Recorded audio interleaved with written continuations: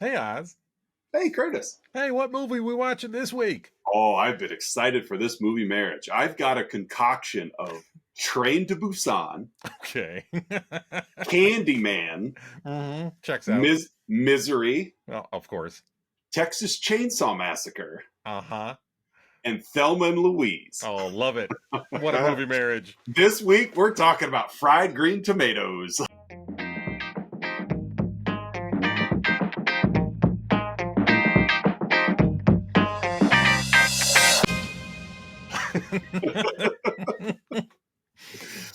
Texas Chainsaw Massacre. That one kind of threw me for a loop, only because I had not seen this movie all the way through. My wife, of course, had seen it multiple times. That's why it was her pick. And there at the end, when I realized, like, wait a minute, they cooked that dude into the barbecue? Also could have gone with Cannibal Holocaust. I could have gone that as well. Or Cannibal the Musical. Or that one. Or Alive. Yeah, like, but wow, they cooked him in a barbecue at their diner. That's what they did in TCM. Yep. So, yeah. Yeah, so welcome. Go ahead. Those two movies have so much in common. They both take place in the South. Yep. They both have human barbecue. Yeah. Kathy Bates wears a mask of human flesh. Yeah, right. Yeah, that's true. That's true. And Jessica Tandy. So she played the grandpa in Texas Chainsaw Massacre. She was the chainsaw. She was the chainsaw. So welcome back to another episode of Let's Talk About Flicks, the weekly podcast where we take a monthly theme. We're wrapping up our third annual Wives' Choice Month. That's a Borat reference. That's a Borat reference. Wives' Choice. I'm one of your hosts, Oz. I'm the other host, Curtis. And before we get rolling, we do want to give a shout out to Patreon subscribers Don S., Aaron A., Mandy K., Melissa L. Thank you for your patronage. Yeah. And we may have something a little bit for you later on. Yeah. And just thank you to Patreon subscriber Melissa L., as well as your lovely wife for contributing to the movies this month. We appreciate it. We do. It brings some class to our show, and brings some variety to our show. Yeah. And it shows that at least for 4 weeks out of the year, our wives actually pay attention to what we do. Yeah. And they go back to ignoring us for the other. Yeah. Well, I mean, for good reason too. No, I don't blame her. I don't blame my wife one bit. So now, my wife's Patreon subscription is the extent of our interactions on a monthly basis. Yeah, and then I just keep it all. Yeah. So that $6 check clear. Okay. Talk to you next month. Matter of fact, she doesn't even want to give you $6, so she donates it so Patreon gets their cut before you get the residuals of it. I value you so much, Curtis, that I'm going to give you the leftover after someone else gets their share. Yep. So. You get 75% of my subscription fee. There you go. Well, we do appreciate you Patreon subscribers. Thelma and Louise, I was back and forth between Thelma and Louise or The Notebook for my end cap of my movie Marriage. Oh, I think Thelma and Louise. Yeah. That was there first. I'm like, well, it's a lot of back and forth. I'm like, nah, it's Thelma and Louise. This movie does get thrown into that whole like stupid fake like chick flick genre. That, like Legends of the Fall did. Yeah, which I don't quite. I mean, it's just peak meat Brad Pitt. Right, but then he's on a pirate ship having sex. Yeah, but there was some insanity, like a lot of to follow that plot line. When you think you're like you said, your quote unquote chick flicks. You're like, oh, How to Lose a Guy in 10 Days, or The Notebook, or Steel Magnolias, Fried Green Tomatoes. But then you watch this movie and you're like, there's a lot to uncover in this film. Yeah, really. Again, as we kind of as we tipped our cap at the end of last episode regarding this movie, this is the first time I've seen it. I've never seen Fried Green Tomatoes before, and I liked it. Yeah, and honestly, story. And I'm going to chalk it up to the reason I haven't seen it's probably the marketing. Yeah, like they marketed this of like, hey, here's your feel good chick flick, and I'm like, okay, well, I'm not with someone at the moment, so why would I watch it? And then I'm like, oh, this is actually a pretty good film. So not that chick flicks are like bad films by definition, but they have that stereotype. Yeah, they get that stigma to them of like, if you're a guy, you won't appreciate it for what it is. And I'm like, well, You're either too insensitive or too stupid. It's like, I like barbecue, so why wouldn't I like this movie? I like eating human flesh. And despite being the movie called Fried Green Tomatoes, like there's literally only like 4 fried green tomatoes in the film. Yeah. Like, well, I mean, there are more than one. It's fried green tomatoes. True, but it's not like they were basing the plot around fried green tomatoes. That would have shifted a couple of things. In every scene of this movie, they're making fried green tomatoes. True. Yeah. So this is my movie, so I'm going to let you cover the characters. Yes. We'll get to the cast of Fried Green Tomatoes, 1991's Fried Green Tomatoes. We have Kathy Bates, the great Kathy Bates. Kathy Bates. As Evelyn Couch, set in the present day. I think Birmingham, Alabama, I believe is where she's at. She's kind of early Kathy Bates too. Yeah, earlier in her career. Yeah. We got her husband Ed. So Evelyn and Ed Couch. Ed is played by Gaylord. Gaylord. Gaylord. Gailard. Sartain. He's been in stuff. He had a familiar face. Yeah. I'm looking here. Yep, that's what I thought. He was a frequent in the Ernest movies. That would explain it. Yep. Hey, Bird, why don't you help me get my head out of this toilet? Yeah, I remember him. He was Jake in Ernest Goes to Camp. Okay. Yeah. That checks out. He's the one that was making the Baked Alaska. It's probably been 30 years since I've seen Ernest Goes to Camp. I have it on VHS over there on my account. Of course you do. So we got the Couches. Again, set in present day. We got Jessica Tandy again as Ninny Threadgoode in present day. I'm trying to think what are the other characters in present day. That's really about it. Yeah, those are really the only ones that matter. And then set in the flashback scenes, we have Mary Stuart Masterson as Idgie Threadgoode. Idgie Threadgoode, and the Mary-Louise Parker as Ruth Jamison. Yeah, so you got Stu and Lou, as the director would call them on set, because they're both triple names. First name Mary. Mm-hmm. We just called them Stu and Lou. Stu and Lou. We got Cicely Tyson as Sipsy, as well as her, I think, adoptive son is sort of how they describe the character. Yeah. Big George, played by Stan Shaw. We also got a very young Chris O'Donnell. Pre-Robin Chris O'Donnell. In a very brief scene. Yeah, as Buddy Threadgoode. Maybe needs to get some new shoes. Yeah. A couple other people I'll mention here. We got Tim Scott as Smokey Lonesome. He's kind of a drifter who comes into town. We got Gary Bessaraba as Grady Kilgore. He becomes like the local law in town. Yeah. We got Nick Searcy as Frank Bennett, who goes on to marry Ruth. And then I'll mention Richard Reel as Reverend Scroggins. Yeah, just because I love Richard Reel. Yeah. It's a jump to conclusion, Matt. I have people skills. I do. I got excited when I saw. Actually, I recognized him before they even showed his face. Yeah. Because he was preaching off screen, and I was like, I know that voice. I know that voice. They're downsizing. They brought in a consultant. All right, well that's enough of the cast. How about the plot of Fried Green Tomatoes? There is a lot of plot in this movie. Well, there is, and at the same time, there's kind of not. Like it's we've covered several movies like this, in our tenure of. We just kind of get plopped in the middle of stuff, to where it does have some timelines that it covers. Yeah. But in terms of necessarily sewing up all the loose ends, that it doesn't, and that's okay.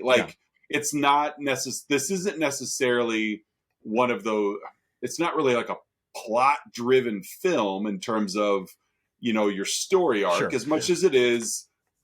Kind of like we discussed, before of this is a relationship introspective kind of deal. Yeah. So we start off meeting the Couches, who are lost. They find their way into, they're on their way to a nursing home, and they find their way into, what was the name of that town? Whistle Stop. Yes, Whistle Stop. Whistle Stop. That's right. They find themselves in Whistle Stop, which is it's just ghost village, maybe. Yeah. It's not even a town anymore. It's just a ghost avenue. Yeah. say, a town that has fallen into disrepair. And I don't. Yeah, like no one lives there anymore. The trains. Once the train stopped going through, then the whole town left. Yeah, and except for the working payphone, which still was an operation. That was my original, like, why does that payphone still work? But I did not even think to connect those dots. Nothing in that town. Like, there was no reason to stop, but they stopped. And they stopped at Whistle Stop. Really, the only point they stopped there was long enough for Ed to make a phone call because they were lost, and for us to really meet Evelyn. Mm-hmm. Evelyn has a lot of self-confidence issues. She has a lot of purpose issues. Yeah.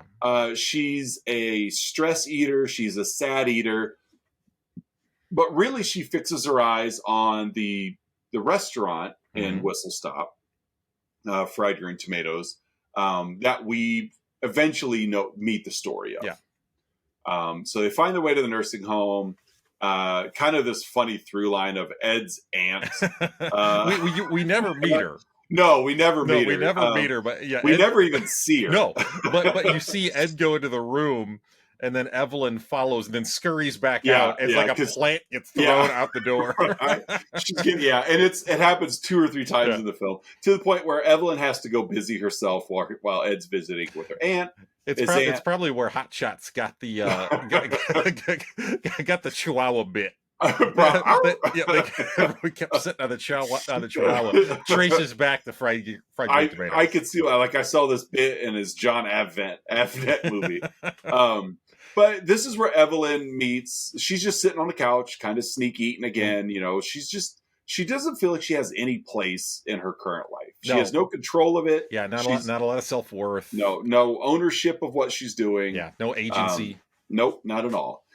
She meets this elderly lady, played by Jessica Tandy, played excellently by Jessica Tandy. But I challenge anybody who's seen a bad Jessica Tandy role to drop it in the comments. It's like, you're not going to find one. But she meets this kind of eccentric, like, I think you could probably, if you didn't know her, I would think that you would. I think eccentric is a word you could just comes up and just chatterbox, just sits down and just starts telling a tale. Yeah. Hey, how are you? I'm Ninny Threadgoode, and and she just starts talking about her past. And even if Evelyn wanted to escape the conversation, she doesn't have the self-confidence to. No, she has no way to get out of this. So Ninny's just chattering away. I'm only here, because I'm here because of my friend. I'm going to be here long enough for her to get settled, and then I'm going home, and the real connection lies when Ninny mentions that she's from Whistle Stop. Yeah. And Evelyn's like, hey, we just went through there. We just went through there. But boy, do I have a story for you. Which, to be fair, people have their things, and one of my things is old people stories, because they all have them. And I love listening to, I won't say that I seek it out, but if I get in a conversation with an elderly person who kind of gets going on a story, and you could tell that they are no longer even aware of people in the current scenario. They're living in that memory. I just love listening to them go. Sure. Because they're speaking from their knowledge base. They're talking about people by the first name that they expect you to know. Don't have a clue who they are. I just humor them. Oh yeah. And it's always things like, Jim Brown, Jim Brierson lived down there around the way, had that big maple tree in the front yard. And I always remember he had that real uneven sidewalk, and and it's just, you just step back and you're like, you're not even talking to me anymore. Like, you're spinning the yarn. Yep. You found an old reel in your head, and you're just playing it and letting it go. You plugged it in. Yep. And that's kind of where Ninny's at with Evelyn. She's just, Evelyn, like you said, she's got no confidence to get up and remove herself from a situation. But at the same time, Ninny's probably the first person in a very long time that's actually shown her some attention. Yeah. And so she's just listening, and she starts talking about Whistle Stop. And it goes back to when we meet Idgie Threadgoode. Yep. Young Idgie. young Idgie. You know, and it really, the details of when and where we meet these people don't really matter. But we meet young Idgie Threadgoode. You know, she'll be Ninny's sister-in-law through marriage. Mm-hmm. And we meet, you know, she's basically her best friend in the whole world's her brother Buddy. Okay. Mm-hmm. And, you know, Buddy is, there's a marriage going on, and Idgie doesn't want to be a part. She's very much a tomboy. Yeah. And she doesn't want to wear a dress. Yeah. Not a big fan of intimacy. Yeah. Doesn't not like at all. Talking to people. You know, Buddy talks her down. You know, she, you know, talks her out of a tree. Like he's the only one that can really, like, he's like the speak her language. Yeah, she's like the Idgie whisperer. Yeah, you beat me to it. He also nips at her too. Yeah. Sprays her with water when she's been bad. We also meet Ruth, and we're still in this like young time frame.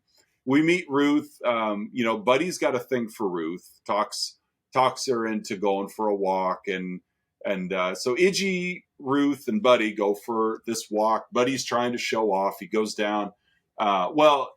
Ruth's bonnet flies off her head. Yeah. And the wind is playing tricks on Buddy, because it's every time he gets close to it, the wind just happens to catch it. You almost got it. But Buddy gets his foot stuck in the train tracks and can't get loose. The girls are up above. They think he's just playing around, but he really just can't get loose. He's trying to undo his boot. He must have really wedged it in there. Yep. Kicked so hard forward that he can't get back. Long story short, he just gets hit by a train. Yeah, just like that. There goes Chris O'Donnell. And we're just like 10 minutes into the movie. Mm-hmm. He's dead. So naturally, this puts Idgie in a tailspin. Yeah. She's already a distant person, and yes. This just, yeah. So as she grows up, you know, she's not close to family at all. Yeah. She wants nothing. She's kind of the black sheep of the town, really. Mm-hmm. You know, and keep in mind, this is like back in the 30s. Yeah. You know, that's important here, as we are still way before civil rights. Yeah. And we're in Alabama. So, you know, it's still very much segregated, but yeah. Idgie's running with, you know, the black folk in town, and the poor folks, and and it's like, that's just basically what can I do to not be what my family is? Yeah. Like that's her community, and that's what she's comfortable with. And she accepts them, and they accept her. And I really did like, for the most part, how Whistle Stop handled racism. Like, they were still aware of the social, you know, hierarchy, but at the same time, like, it wasn't, you know, it was nice to see a film taken in the 30s where you could still see, you know, the black characters treated with some dignity. Yeah, you know, by at least the family members. Yeah. Like, and like I said, it's, you know, it's obviously not going to be that way all across the board, and it wasn't. And it wasn't like full blown post civil rights types of freedom either. Yeah. But it was still nice that, you know, there was a level of acceptance, some, you know, respect. Yeah. So Ruth has been asked to come back to the Threadgoode home in an effort to try to intervene with Idgie. Mentor Idgie. Yeah, basically, you need to come back and teach her how to be a woman. Yeah. Because she's not. Yeah. Idgie, no. She wants nothing to do with it at first. Ruth doesn't give up on her. She kind of pushes it a little further. You know, and they really start bonding together. Mm-hmm. Ruth opens up enough to see how Idgie lives. You know, she wants to give her a chance, and, you know, and I think that earns a lot of Idgie's respect. Yeah. Well, I think Ruth recognizes pretty quick that what, Idgie's family was trying to do, how they were trying to intervene, clearly wasn't working. It wasn't going to work, no. And expressing empathy, you kind of learn pretty quick, was something that family members didn't really do with her. No. They didn't try like, hey, let's actually listen to her. Yeah, let's try to meet her halfway. Get to know her, maybe. Yeah. It's like, but, yeah, they were stuck on, we don't want to know her in her current state. Yeah, she's not us. Yeah. She doesn't live the life we live and the life we think she should live. Right. And she's an embarrassment. Yeah. Because she's not this way. It's like, listen to her. There might be something there. Considering she watched her brother get hit by a train. Yeah. There's no trauma to unpack there. It's she and Ruth both. And I think that was something that, even though they never, I wouldn't say quote unquote bonded over, but they had that commonality. Yes. Yeah, they had that thread there, that connection. Yeah. So, I mean, we just see, various, again, because there is so many different plot threads in this film. I'm not going to go into huge detail of all the things that they do, but, Ruth starts to understand the way, why the way Idgie lives is good for her. Idgie gives a little in return and will occasionally make an appearance at Mom's and, things like that. And so things change, though, when Ruth moves to Georgia to get married. It really kind of breaks Idgie's heart. Now, I mean, I know that this is based on a novel, and in the novel, it was very clear cut that there was a clear lesbian relationship between these two. The movie stayed away from that. Yeah. It sort of inferred some things. Yeah, it's implied that it's there, but it's that's why Thelma and Louise came into play. Yeah, it's never explicit. Right. Yeah, they don't ever, they're never intimate together or anything like that, but you could tell that they're very close. Yes. And if you weren't to, like, I don't know, like, from even what I read in the trivia, like, the screenwriter and both Marys were like, let's do it. Like, that's what this is about. And, like, the director's like, nah, we're not going to do that. So, typical man. I know, right? And so Ruth gets married to Frank Bennett. Not the best decision. Well, at the time, of course, it's one of those, and this will come up later, so I won't. Sure. But she gets married. She's obliged to do so. Like, Idgie actually goes to Georgia and kind of hides behind a tree and sees how all this is playing out. Yeah, watches from a distance. Yeah, realizes it's like, oh, it's okay. Actually comes to visit one day, and Ruth's got a massive black eye. Big black eye. Yeah. Ooh, that didn't look good. And about the size of Frank Bennett's fist. Yeah. And she's also pregnant. She's pregnant, yeah. So this is where she finds out that, like, Frank beats her. Yeah. And Ruth is like, it's not a big deal. Don't worry about it. Yeah. Nope, that's not.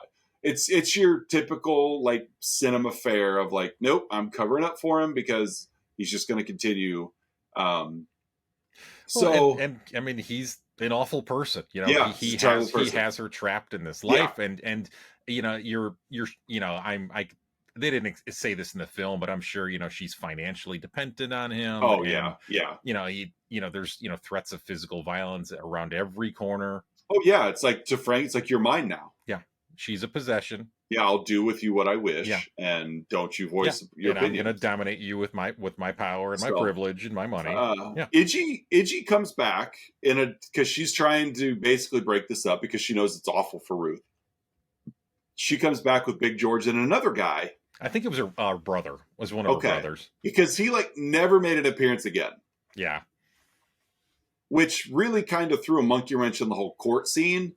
When they're like, there were no witnesses other than you and your hired man. I'm like, well, and the white brother. And the brother was there too. The white brother. Where'd that guy go? Yeah, it's like we watched what, They cooked him too.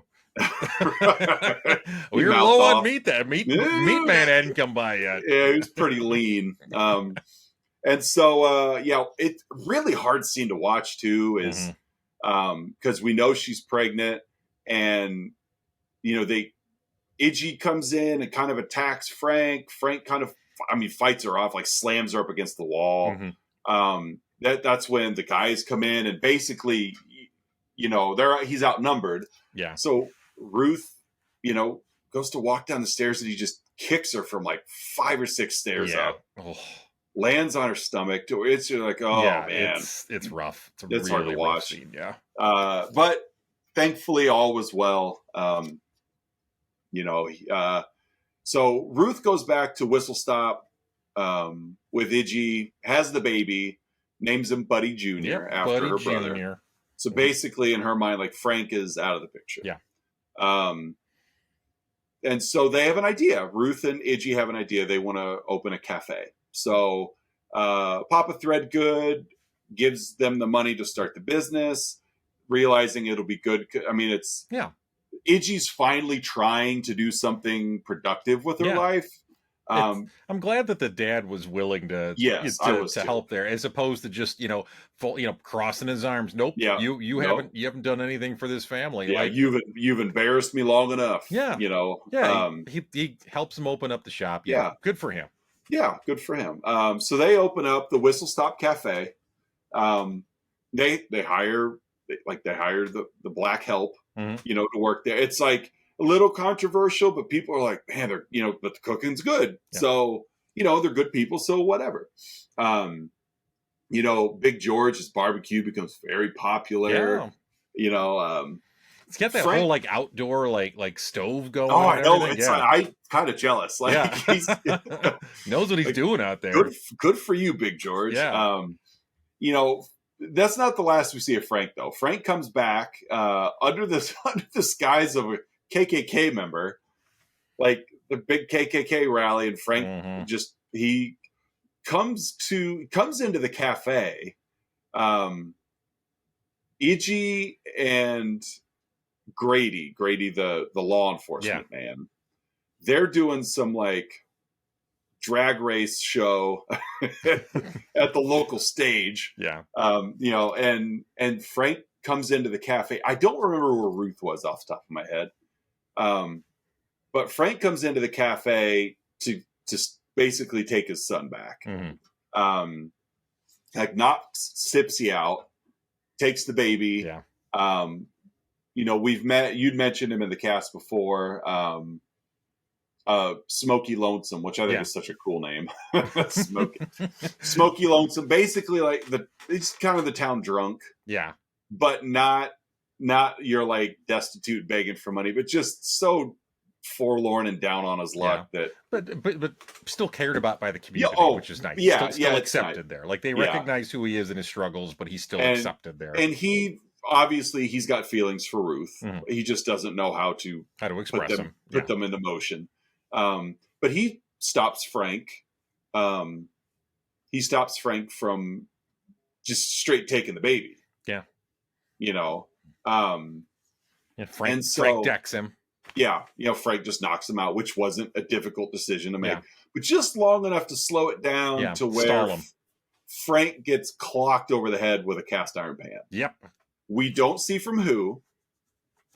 Okay. And then Frank's never found again. That's it. That's gone. Frank is gone. That's the last we see of Frank. Yeah. That's not the last we smell of Frank. No. Or taste of Frank. No. It's the last we see him. It's the last we see of Frank. And so we get like a Georgia detective showing up. Yeah. Looking for Frank. He's talking through his Andy Reid mustache. Yeah, very much so. He's super suspicious of Idgie and just of the whole community. Yeah, because he knew that Idgie at one point threatened to kill Frank. Yeah, if you touch Ruth again, I'm gonna kill you. Right. Like that was common knowledge. Yeah, I don't know how he knew that. There was there was hired. Frank had a hired hand hair, and that's so that was the corroborating. Right, because I'm like, who told? But yeah, that's right. I forgot about it. We watched this earlier this week, so it's. I watched. I Spit on Your Grave today for my other podcast. So smooth transition. Yeah. Almost as much violence though, and so 5 years go by. And there's a ton of rain in Whistle Stop. enough that basically floods a nearby river, and they find Frank's truck. Mm-hmm. They pull it up by a crane and realize, okay, Frank's truck has been thrown in the river. Clearly he was murdered. Yep, there's our evidence that we're going to use. Idgie is the prime suspect. Mm-hmm. So, I mean, the sheriff does what he's got to do. You know, Idgie, you're under arrest, you and Big George. Yep, I got to detain you both in the morning. So if you happen to not be around when I'm coming to arrest you. Yeah, kind of bad on the local law, man. Like, if you want to take, basically says, if you want to take off, like, nobody's going to stand up for Big George. Yeah, exactly. Idgie, you can go. No one wants to hang a woman. Yeah. I got to take Big George. And Idgie's like, no. Yeah. No. She gets it right away. Yeah, she's like, no, I'm not doing that to my friend. Yeah. Plus, she's like, I didn't do it. So, so they go on trial. And, you know, it's kind of a fun court scene is, you know, lawyer gets Idgie all riled up to kind of show the jury that maybe she had done it. Oh, she's got a temper on her. Yeah. You know, and then the last person to come to the chair is the pastor. Yeah. The guy who Idgie loves to troll. Oh, big time. Yeah. Big time. Like screaming at him while he's giving his sermon. Yeah. Like, you talking about snakes? You're the biggest snake there is. Like, she's terrible. Yeah, she just does laps around the church in a loud pickup truck as he's trying to preach. She's awful to him. But he takes the stand and pledges that they were at a revival. Yeah. I can vouch for him, and I'm the word of the Lord. Yeah, I swear on my own Bible. Yeah. And they were at a revival for 3 days with me, to which the judge was like, well, clearly they weren't guilty of this then, so case dismissed. Yeah, there's a white man in power. We'll believe him. Yeah, and basically Ruth had told the pastor, if you do this for Idgie and Big George, I'll make sure Idgie goes to church. And he's like, done. Like, you know, because that, to him, that is like the biggest comeuppance. Like, get her inside my church and listen to me? Yeah. I will gladly do this. I will return the troll. That was his revenge. He trolls her just by having her go to church. Yeah, just having her go to church. And so, he brought in a copy of Moby Dick and swore on that instead. You know, he's a church man. He's like, I'm not gonna lie on the Bible. So he supplies the alibis. They get off. Mm-hmm. You know, the judge says it's probable death. He probably just, he probably fell in the river. Like, happens. So all charges drop. Shortly after that, again, we're back and forth a lot too, as we're seeing Evelyn really being revitalized by Idgie's personality. Yeah. The more that Ninny is telling the story of Idgie and Ruth, and just how carefree of others' opinions Idgie is, and how like self-confident she is in her own desires, really lights a fire under Evelyn. Yeah, you see this like empowered, like invigorated version of Evelyn emerge, and it's really cool to see. It really is. Yeah. I'm going to lose some weight, because she very much was, I'm a housewife. I make dinner for my husband. Yeah, he comes home. I live for my husband. He comes home. He grabs his food. He turns on the game and just ignores me. Like, I'm just ignored. And she was trying to go through like marriage seminars and like how to impress your husband and how to turn on your husband and Ed. I mean, Ed wasn't a bad guy. He was he gets home from work and the Braves are on. Yeah, he's just set in his ways, and that's what I do. I come home and I eat the dinner you make, and I watch the Braves, and I'm not mean to you. Yeah. I just don't know how to do that other husband stuff because you've never done the other wife stuff. Mm-hmm. So, but she does. She becomes empowered, and she's like, like she dresses herself in cellophane at one point. And, trying to impress him. And, and he's like, "Did the neighbor see you?" Like, I know. He's not turned on at all. He's embarrassed. Yeah, it was. Oh my God, get in the door! Like, get inside, woman. Used up all the good Saran wrap. People may see you. She's losing weight. Like she really in a fun little scene in like the Piggly Wiggly parking lot. Yeah, I love this. This scene. she's waiting to turn in to a parking spot, and as the car got her blinker on and everything, car backs out, and then another car comes whipping in there, and it's the 80s. Yeah, it's a couple like early 20-somethings. Yeah, they're very, they've got their neon and their hoop earrings and their whatever.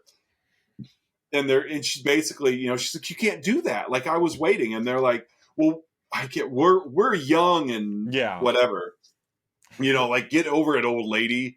Which then, what becomes like Evelyn's rally cry is Tawanda. Yeah, which is because Idgie had yelled that. Yeah.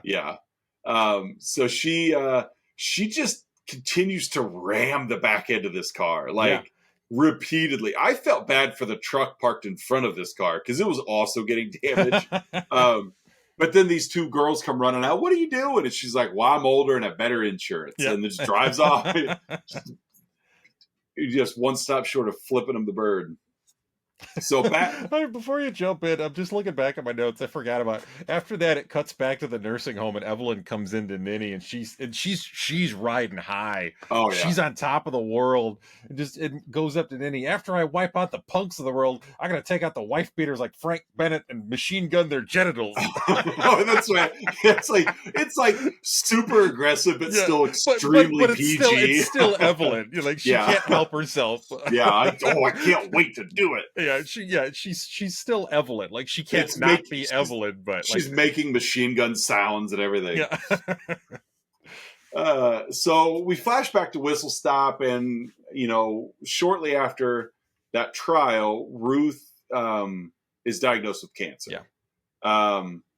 Well, actually, before that, her son was hit by a train as well. But Buddy Jr. is hit on the same tracks.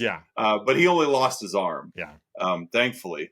So they buried his arm. It was kind of a cool cut because he gets hit, everyone screams. They cut to like a funeral. They show the headstone, and then as they pan back, you realize it's just his arm that they buried. And so you got one arm Buddy. You wonder, did it just go flying off or what? I guess so. Did you find it? Like, it wasn't like just cut clean off. Like, what was it? I can't think. It doesn't matter. I'm thinking of a movie where a guy just like his arm just gets comically lopped off. And I just can't think of what it was, but it doesn't matter. But so Ruth's got cancer. Obviously, she's not taking it well. And she dies. And that kind of puts Idgie in another tailspin, big time. Then the train stops running through Whistle Stop. It just doesn't stop anymore. So now basically the town shuts down. Cafe closes. Well, I mean, Ruth's gone anyway. So Idgie, it just broke her heart.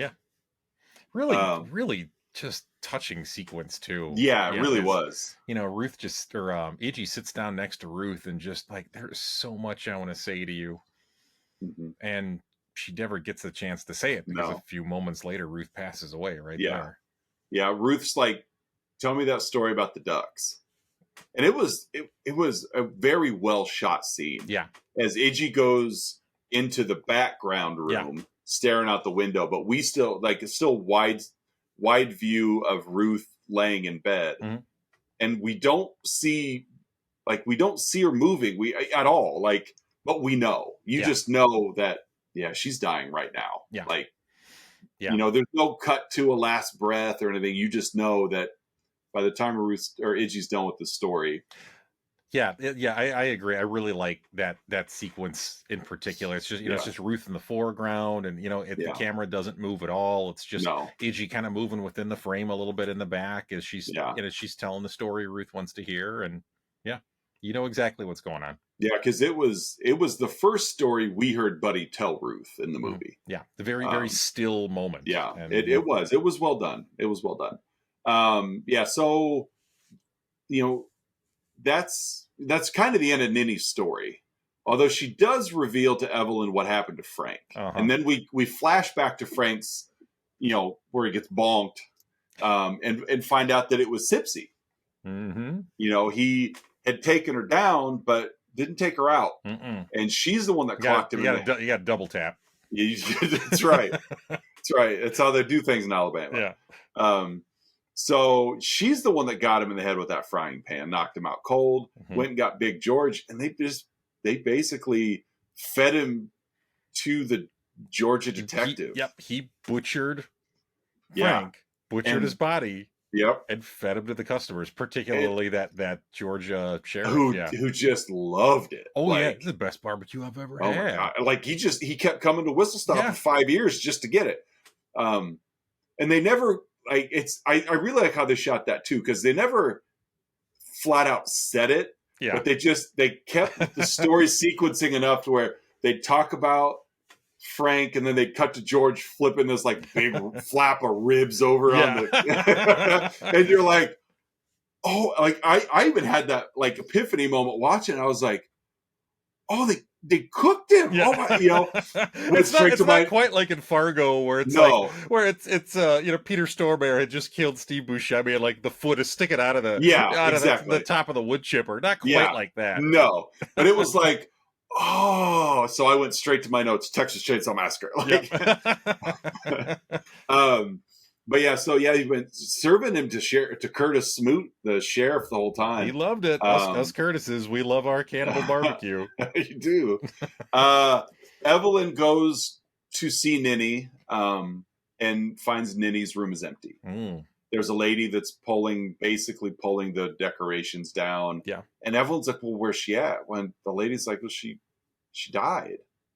She died this morning. And of course, I think she said she's gone. Yeah, she's gone. She's gone. She's gone, and so naturally Evelyn's like, when? She's like, well, early this morning. Yeah. So obviously Evelyn is just distraught, like, oh my God, Ninny died. I didn't get a chance to tell her goodbye, all these things. Well, then another lady at the nursing home comes in and, because this first lady was just like brought in as like extra help. Yeah, she was just there to do her job and just clean. Yeah. And, but this other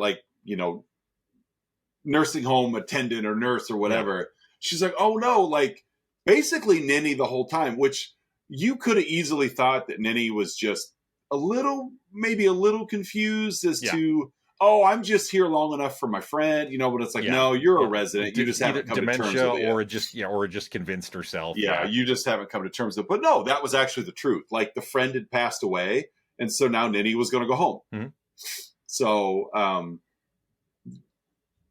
Ninny didn't realize, Evelyn knew, but Ninny didn't know that they had torn her house down in Whistle Stop. It was condemned and destroyed. Fallen apart, And nobody told Ninny. So Evelyn goes to Whistle Stop, finds Ninny sitting in front of where her house was. Ninny was convinced somebody stole my house. Like, who steals a house? Like, which, Evelyn's got this idea. It was actually her idea anyway. She went to the nursing home to tell Ninny that I want you to come live with Ed and I. Yeah. Ed wasn't too thrilled with that idea. No. At this point, again, Evelyn is so empowered. Yeah. Like Evelyn wears the pants now. Yeah, so. She basically just tells Ed, like, this is what I want. Yeah. And so she tells Ninny this at Whistle Stop, and which this is really, I think this was Evelyn's first time on Whistle Stop with any of the story. Yeah. She obviously was there at the beginning of the film, but nothing stuck. But now she's heard all about this place, and she's seeing the residue of what was left. And Ninny's like, well, there's Ruth's grave right there. Where I think there was part of Evelyn that I'm sure was like, Ninny's a little off her rocker. Like, even Ed was like, she's just crazy old lady. Like, you can't believe her. But as Evelyn's looking around, she's like, yeah, well, there's Ruth's grave.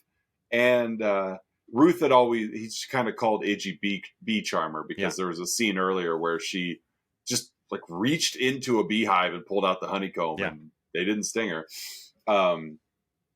And there was a card and a note, a jar of honey. Yeah, and a jar of honey on the grave. It's just like, I always love you. Signed the bee charmer. And so that right there tells Evelyn that Idgie's still alive. Mm-hmm. And that's how the movie ends. Evelyn and Ninny going back to the car because she's going to take her home with her. Just like Chunk did with Sloth. Just like it. So that would have been an interesting end to the movie, man. The Goonies. Goonies. Well, they took someone home with them that didn't live with them. And that's Fried Green Tomatoes. That's it. Yeah, the movie ends with a shot of the window, the restaurant window right there. Mm-hmm. So hey, folks, at this point in the show, Oz and I will each give our own unique rating to the film we've been talking about, 1991's Fried Green Tomatoes. Hey, Oz, how would you rate this flick? I'm going to give this 8 ambiguous relationships. 8 ambiguous relationships. It's like the old Carell Stephen Colbert. That'll be my image. Yeah. What are you giving it? Oh, let's go with 85 butchered franks, I guess. I don't know. Grilled franks. Grilled franks. There we go. That'll be much easier to find a package of some hot dogs. Yeah, I got that. 85 grilled franks. We'll go with that. Oh, do you want Nathan's or Oscar Myers is fine. Okay, that works. If you want to pay the extra, upcharge, we can get the Nathan's. That works. Next up, folks, we got Outside Insights. Oz and I have been scouring the interwebs, searching for unprofessional reviews that tickle our funny bones, and we hope they tickle yours as well. So, hey, Oz, what's your Outside Insight? I got a 1-star review from Lisa. Lisa? Lisa says, I have finally started my tradition of watching the movie versions of books I read in the last year.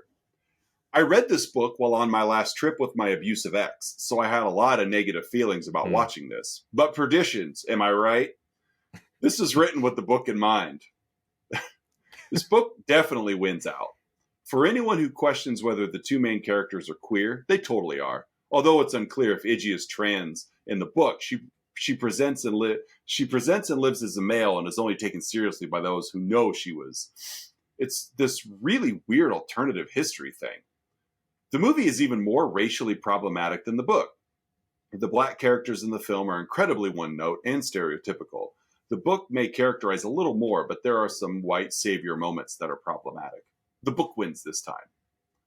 For me, it was, I had a lot of negative feelings about watching this movie. But Traditions, am I right? No, it's okay. It's okay to not do that. I think that this movie about an abusive husband is really going to strike up some poor memories of me. Traditions. That's Lisa's 1-star review. And she doesn't really say why, other than the book was better. So this movie is terrible. Simpsons did it. If the book is better, 1 star. So what do you give the book? 2 stars? The book wasn't good either, but all right. So what do you got? I got 2 I'm going to share. They both come from the Internet Movie Database. The first one is a 1 out of 10 left from Oates' dad in April of 2000. This horrid offering features the absolute worst kind of pseudo-feminist male-bashing claptrap. As she becomes empowered, Kathy Bates turns into a horrible person. But we're supposed to admire her. She threatens to hurt anyone who disagrees with her, and yet we're supposed to like her. I didn't, and I loathe this atrocious piece of trash. Oh, boy. Sounds like somebody's wife grew up hair. yeah, he's paying he's paying a lot of alimony right now. Yeah. Well, my wife ever did that. Yeah.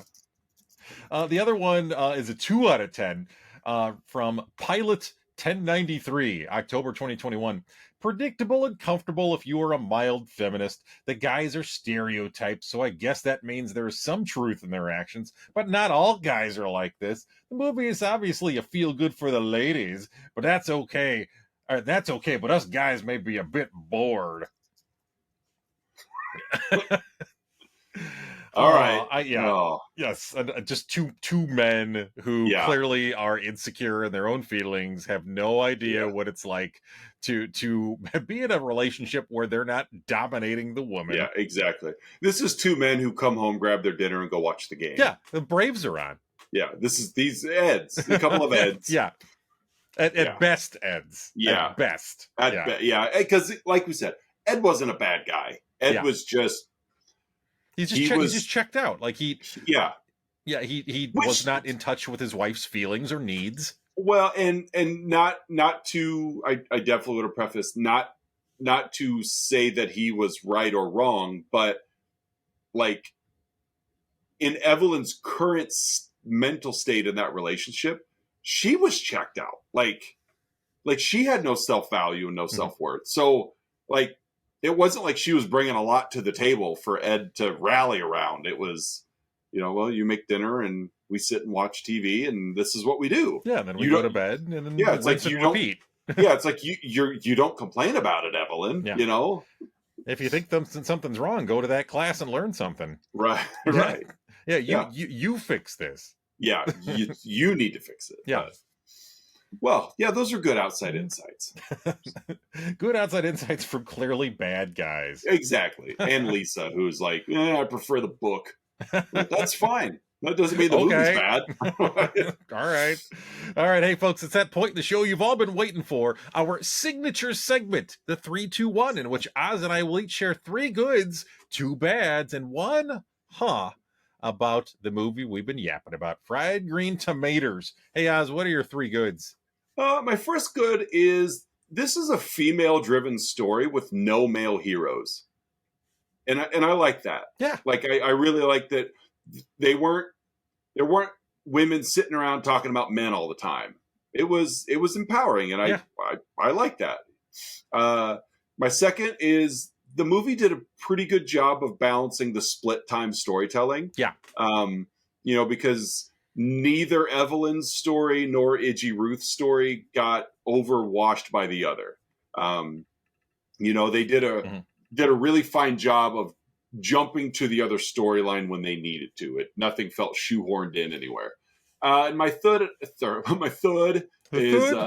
my third, and I mentioned it earlier, especially for the people of Whistle Stop, was the portrayal of at least accepting Southerners, of like, we understand that there are discrimination going on in our country, but that doesn't mean we have to, it's like, obviously a fully inclusive community would have been even better, but they at least were respecting and accepting of their black help. Yes. So, yeah, in that era, it was still not far from ideal. But. Right. And I'm not saying, but we're also beyond Candyland and Django in chains. So, exactly.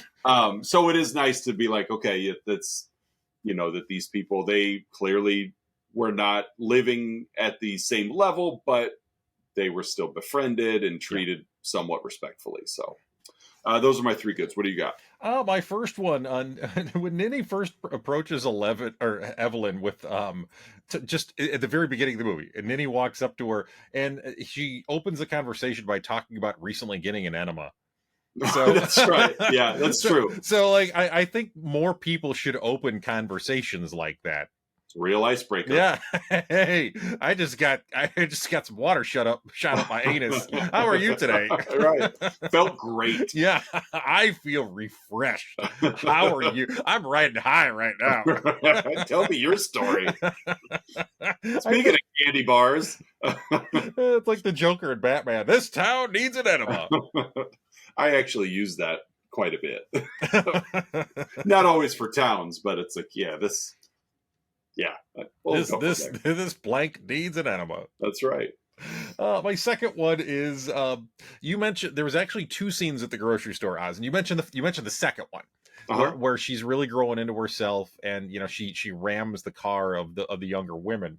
However, a little earlier during the first scene of the grocery store, there was a kid there who like a young man who bumped into her in the store and didn't apologize. And this is when Evelyn is just kind of starting to turn a corner. Yeah. And she's trying to be more assertive, just trying to, but she's still not there yet. And so she follows him out to the parking lot and was like, you need to apologize to me. Right. And he jumps in his big man truck and he backs up and it kind of brushes her just a little bit. And she drops her groceries on the ground. And I love Kathy Bates. Look at my stovetop. Oh, like that line, just the delivery, like she's so distraught. Look at my stovetop. Oh, kudos to Kathy Bates for really selling that. And my last good, Mary Stuart Masterson covered in bees. Yeah, because the stunt woman failed. Yeah, but yeah, I read that as well. The stunt woman stepped out, and Mary Stuart Masterson's like, "I'll do it." Yeah. So she reached into a real beehive, grabbed real honeycomb, and was covered in hundreds of real bees. Yeah. All on film. I got a feeling they only did one take of that. Probably. I wonder, because Tony Todd in Candyman, he made it known when they did the put the bees in my mouth scene that I think it was in his contract that he would get paid. It was like $1,000 a bee sting that he got from filming that. Go to town, boys. And I think he was stung like 12 times or something. It was something, or $100. There was some monetary value tied to each bee sting, and he only got like 12. But still, like only 12 bee stings inside of your mouth. Yeah. But, in your sinus cavity. Right, but it's like the same thing. Like pre-CGI, you just did it. Yeah, and they did it. Yeah, she reached her hand into a real beehive. So kudos to Mary Stuart Masterson. No kidding. Very, very cool scene too, because that was it was that scene. I'll expand on this a little bit more. I loved how they shot and edited that scene as well. It's not just her reaching into the beehive. As she approached this tree stump where it was, they would cut back to Ruth, and over the course of the sequence here, like they'd go back to Idgie reaching her hand, and then back to Ruth, and the camera was just slowly pushing in to kind of like give you the real impression that like Ruth is becoming taken by Idgie here. Yeah. She's really amplified. Yeah. Her feelings. Like, this is someone who I like, again, it's never explicit, but like just that editing and that cinematography, like it like you were right there with Ruth as she's experiencing these feelings that she clearly had never felt before. Well, probably about anybody, let alone a woman. Yeah, and to watch Idgie develop as I've known her since she was a child. Yeah, and this girl, this now woman, I've never seen her do anything for anyone. Yeah. And she's doing this for me. Yeah. Like she just reached into a beehive because pulled out a honeycomb for me. Yeah. And I didn't ask her to. She just, do you like honey? Yeah, I do. Well, let me go get you some honey. And that's what she did. Yeah. I don't blame her. Yeah. My wife never done that for me. Yeah. She won't even go to the cabinet and get me the honey bear. Get your own honey bear. Right. I don't even like honey. Probably the same honey bear in your cabinet that Brad Pitt had last week from True Romance. Well, less holes in it. less smoky. It's true. Does it smell like a Grateful Dead concert? Nope, it does not. Hey, what are your two bads? My first one is men who hide their abusive nature until marriage. It's awful. Like to if you're abusive, you're abusive. But you are, yet you shield it through the entire courting phase until you become the quote unquote owner of this person. Until you get your property. And it's just disgusting because it's like you clearly can control it. Yeah. But now you just don't want to. Because you're selfish in other words that I can't say because we're a PG podcast. And so that's my first bad. It's just awful. And I feel terrible for any woman that is in or has been in or will be in a relationship where you're walking, a trap has been set for you. Yeah. And you don't even know it. And that's the scary part is you don't know it. And it's terrible. My second bad on a less serious note is the movie doesn't really have an ending, which is okay. The movie's just over. But I give that a testament to the storytelling.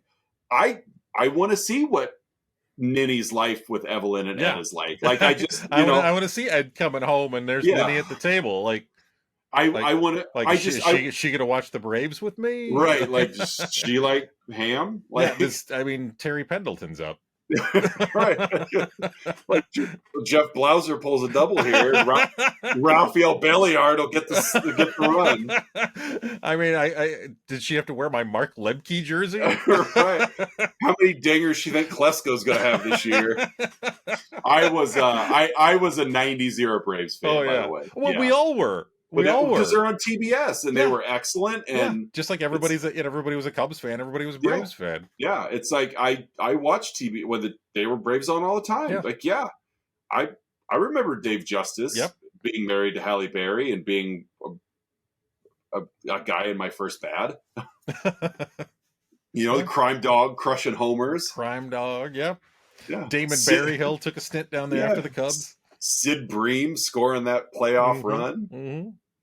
Sid Bream. Dale Murphy. Yeah, like I do. I of course, in our favorite Brave, Otis Nixon. Snorting the first base line. Pretty sure we marked the baselines before Otis had that triple. What happened to the baselines? Well, Otis was just right. He got faster as he rounded first. Really chatty too.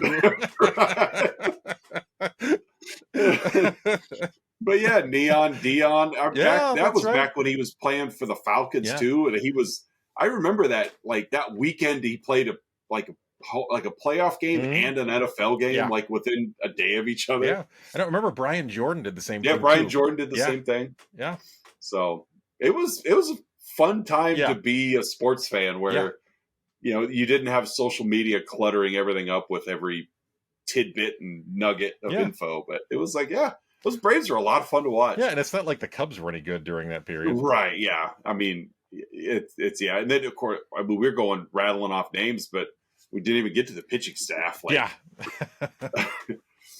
that just wasn't fair. Like, when you could throw 3 Hall of Famers out there. Yeah, Maddox, Glavine, Smoltz, and even Steve Avery was more than serviceable most appearances. Kevin Millwood. Exactly. Millwood up there. It's like, that just...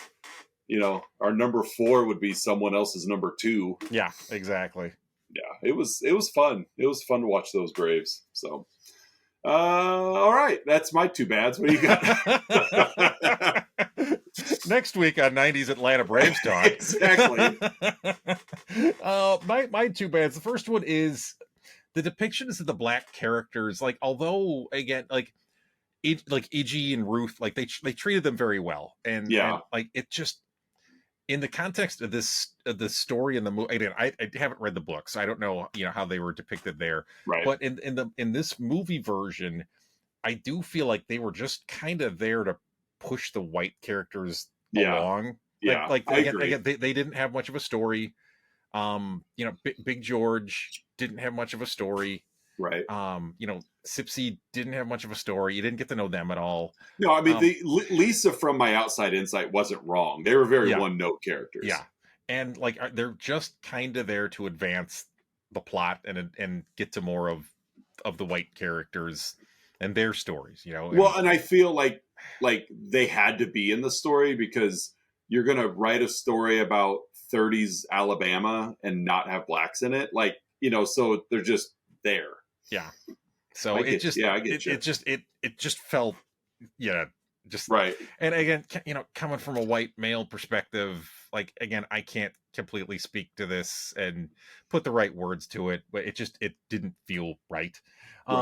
Kind of sort of similarly, my other bad, and I got mixed feelings about this in the film, like them not being more overt about the genuine romantic love between Ruth and Idgie.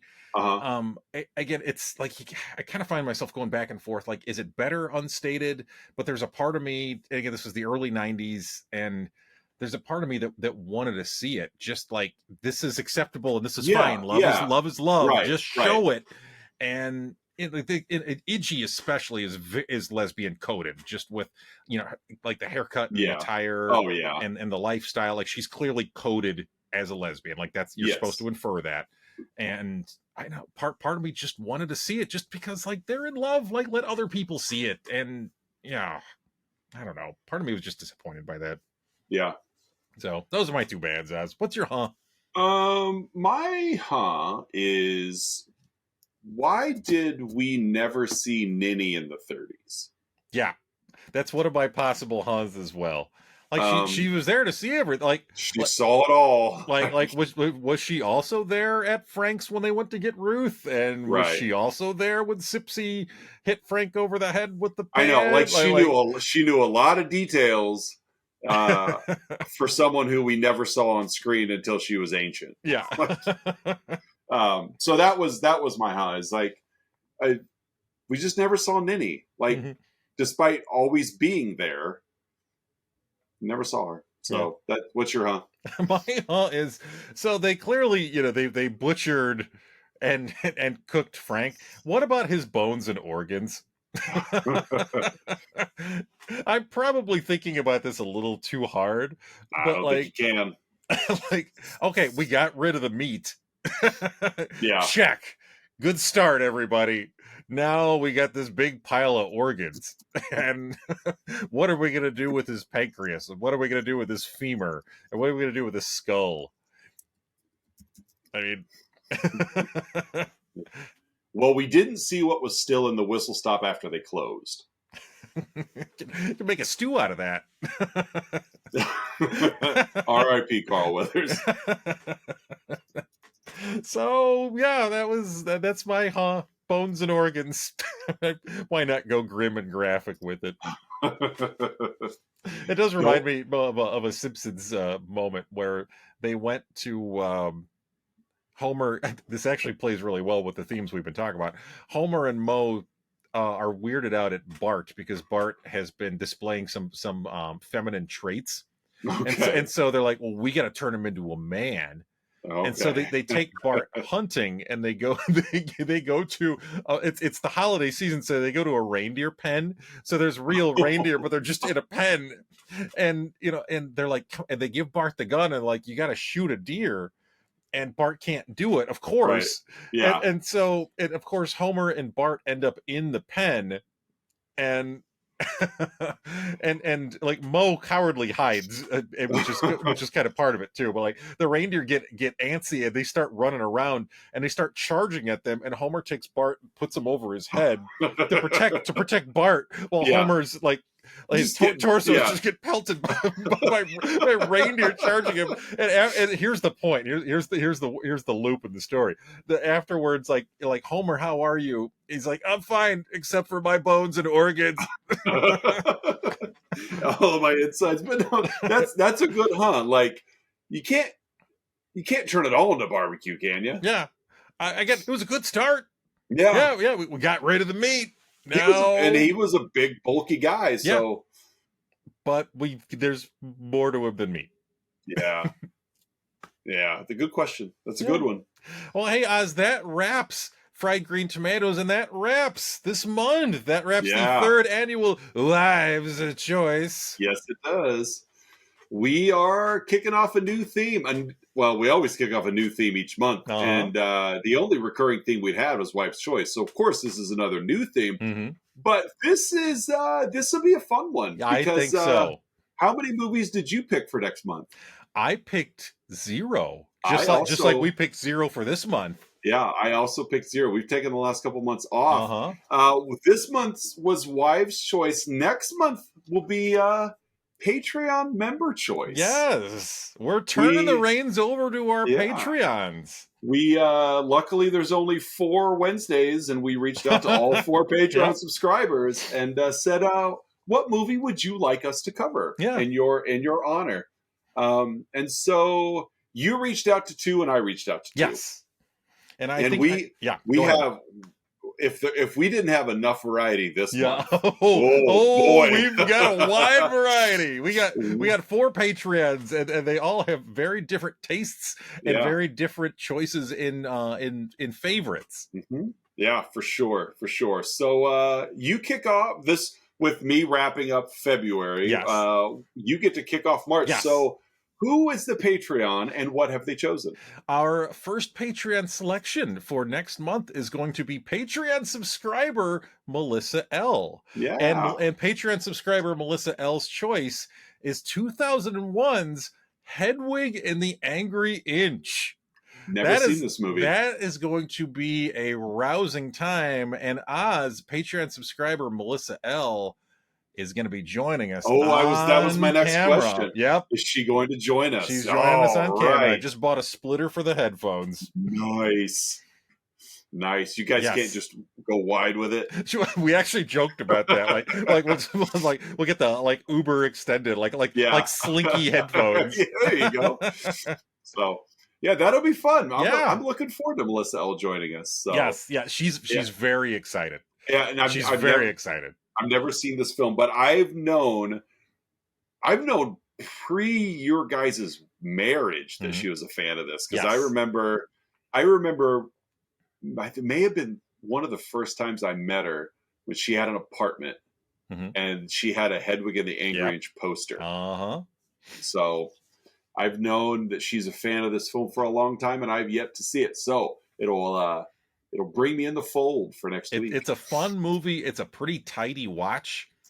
As we'll get, without spoiling things too much, the songs tell the story. Okay. Literally and figuratively, the songs tell the story.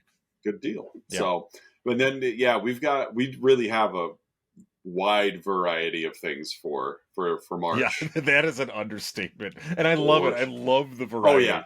I do too. I really like the variety. I mean, we've really had. I mean, we had a lot of comedy in our first month, but really the last February and next month, quite a bit of variety. Yeah, I like it. I like it a lot. So, all right. Well, social media wise, you guys can find us on Facebook, Instagram, and Twitter. Patreon link is also down below. If you're watching this on YouTube, keep watching. If you're listening to it, you can also watch it on YouTube if you'd like. We do have a little bit more graphics and other things and faces and, things like that. But other than that, that wraps up this episode.